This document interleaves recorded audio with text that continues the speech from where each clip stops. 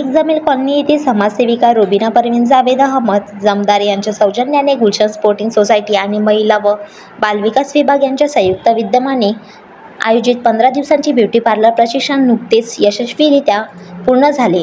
या प्रशिक्षणाचा प्रशस्तीपत्र वितरण समारंभ आज युसूफ पॅलेस अमरावती येथे पार पडला।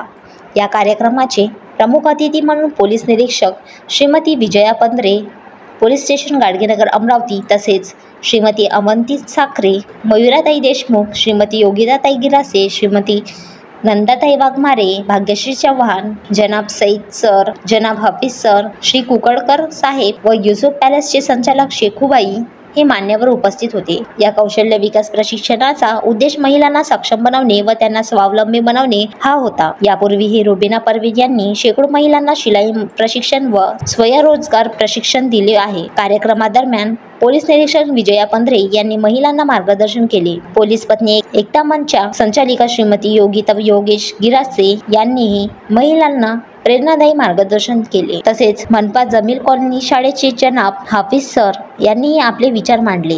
या कार्यक्रमाचे यशस्वी संचालन अकील खान सर यांनी केले। Vidarbha city news Amravati.